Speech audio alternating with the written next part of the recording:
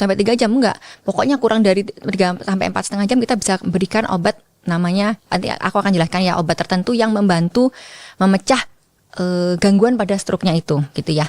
Tapi kalau misalnya lebih dari 4,5 jam dok dibiarin, enggak, tetap harus dibawa karena kita ada algoritma tertentu yang bisa kita berikan pasien datang di jam segini dan jam segini itu ada gitu ya. Mungkin aku sebelum nyambung yang gejala stroke itu aku akan jelaskan juga Mbak mengenai apa ya, jenis-jenis stroke ya gitu ya. Jadi yang kita perlu ketahui, jenis stroke itu nggak hanya satu macam stroke gitu aja, itu harus ada sambungannya. Stroke apa? Ada stroke penyumbatan, ada stroke perdarahan, atau yang kita bilang stroke penyumbatan itu infark atau trombosis, stroke perdarahan itu hemoragik.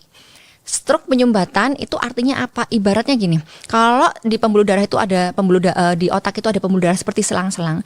Penyumbatan itu anggap aja kita nginjek nih, kalau kita nginjek selang, otomatis apa? Aliran darah ke otaknya jadi terganggu. Otak itu nggak dapat aliran darah, 1 detik itu puluhan juta hilang, puluhan ribu hilang, 1 menit puluhan juta. Jadi ibaratnya kalau kita berapa 1 jam gitu kehilangan aliran darah ya, berapa juta sel saraf yang yang mati gitu ya. Itu makanya kita perlu lihat waktunya. Balik lagi ke penyumbatan, satunya perdarahan.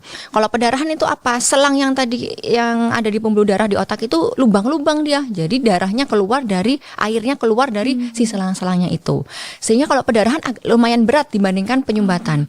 Secara umum ya. Jadi kalau perdarahan itu karena dia ada keluar dari pembuluh darahnya itu efeknya akan 2. Efek dari perdarahannya itu sendiri plus efek dari karena pembuluh darahnya juga merusak jaringan sekitar, juga akan ada dalam tanda kutip penyumbatan di sekitar area itu. Jadi 2 efek untuk perdarahannya. Stroke penyumbatan sendiri selain yang tadi jadi selang-selang otak, dia juga bisa ada penyumbatan dari organ yang lain. Contohnya jantung. Pada penyakit jantung itu misalnya kita sebutin aja istilah medisnya namanya atrial fibrilasi atau gangguan irama jantung. Apa sih itu? Jadi dia tuh jantungnya, harusnya kan jantung itu mompa, habis itu dialirin. Nah kalau atrial fibrilasi itu dia cuma bisa geter-geter doang.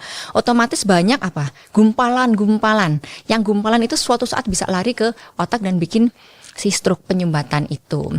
Jadi lupa untuk faktor resikonya juga gangguan dari jantung, itu juga faktor resikonya juga. Oke, salah satunya selain yang udah 8 apa 9 tadi. Saking banyaknya cukup banyak ya tadi, lumayan. Ya, jantung juga bisa jadi faktor resiko. Itu untuk jenis-jenisnya. Nah, kita akan nyambung tuh ke kenapa harus penting, terutama pada kasus yang penyumbatan. Jadi yang aku bilang tadi 3 sampai 4,5 jam itu kan penyumbatan itu kan kayak tersumbat, terinjek sama kita. Otomatis kan ada tuh dalam tanda kutip gumpalan darah di situ. Dalam 3 sampai 4,5 jam itu kalau kita bisa masuk obat namanya trombolisis. Trombolisis itu artinya trombo dan lisis ya. Trombo itu penyumbatannya atau gumpalannya, lisis itu dirontokkan, dihancurkan gitu ya. Jadi harapannya si trombolisis itu menghancurkan si sumbatan yang ada di otak. Makin cepat, tentunya makin bagus. Kalau di Indonesia kita sebenarnya karena kebetulan di rumah sakit saya tuh ngerjakan ini, namanya kita bilangnya cold stroke ya. Jadi ketika ada pasien stroke, apalagi kalau penyumbatan kita akan masukkan trombolisis itu kita pakai waktunya 6 jam. Kenapa? Seperti kita tahu di Bogor ya, di Indonesia lah secara umum atau di Bogor lah, kita jarak dari rumah satu ke rumah sakit kan, dari rumah kita ke rumah sakit